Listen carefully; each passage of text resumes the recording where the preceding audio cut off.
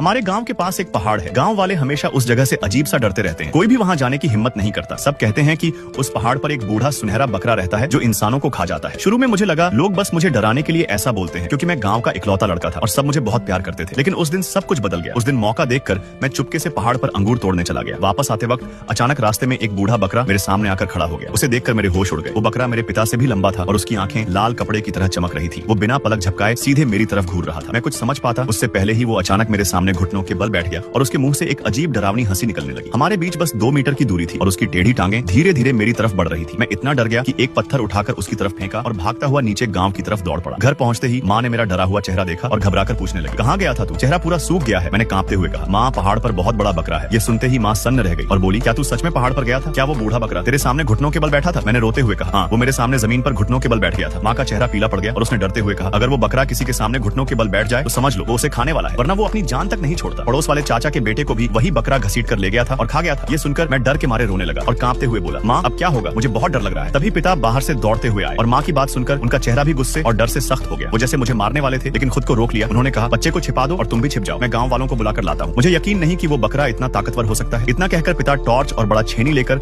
अंधेरे में बाहर निकल गए। माँ ने मुझे घर के अंदर एक गड्ढे में छिपा दिया और खुद भी कमरे में जाकर छिप गई। हमारा गाँव जो रात में हमेशा चहल पहल से भरा रहता था, उस रात अजीब तरह से शांत था और मुझे सिर्फ बाहर की हल्की आवाजें सुनाई दे रही थी। हर मिनट बहुत लंबा लग रहा था। माँ ने धीरे से कहा, बेटा बिल्कुल मत हिलना। आमतौर पर वो बूढ़ा बकरा आधी रात से पहले ही लोगों को खाता है। अगर आधी रात निकल गई तो वो नहीं आएगा। ये सुनकर मैंने थोड़ा चैन की सांस ली और लगा शायद मैं बच जाऊंगा। लेकिन तभी अचानक दरवाजे से जोर जोर की ठोकरों की आवाज आने लगी, जैसे कोई पैर से दरवाजा तोड़ रहा हो। डर के मारे मैंने आंखें कसकर बंद कर ली और सांस लेने तक की हिम्मत नहीं हुई। अचानक जोरदार धमाका हुआ और दरवाजा भारी ताकत से टूटकर गिर गया। उसी पल तेज खून जैसी गंध मेरी नाक में घुस गई और साथ ही भारी कदमों की आवाज सुनाई देने लगी। हाँ, वही बूढ़ा बकरा था। मैंने धीरे से आंखें खोली तो चांदनी में गड्ढे के पास 4 बकरों जैसी टांगे आगे पीछे चल रही थी। शायद मुझे न मिलने की वजह से वो और गुस्से में था। उसके कदम तेज होते जा रहे थे और उसकी सांसें भारी होती जा रही थी। मैं डर के मारे कांप रहा था। तभी अचानक एक अजीब डरावनी हंसी सुनाई दी। मैं चीख पड़ा और गड्ढे के अंदर और गहराई में घुसने की कोशिश करने लगा। लेकिन अगले ही पल उसने मुझे गड्ढे से उठाकर बाहर निकाल लिया। मेरा पूरा शरीर ढीला पड़ गया था और मुझ में भागने की ताकत नहीं बची थी। कुछ देर बाद उसने मुझे लकड़ियों के बड़े ढेर के ऊपर फेंक दिया। पीछे लकड़ियों का ढेर बहुत ऊंचा था और मुझे खड़ा कर दिया गया। मेरा दिल इतनी तेजी से धड़क रहा था जैसे अभी फट जाएगा और मेरे पैर कांप रहे थे। अचानक मेरे घुटने खुद ब खुद जमीन पर टिक गए और तभी जो बूढ़ा बकरा मेरे सामने खड़ा था वो भी मेरे घुटनों के बल बैठते ही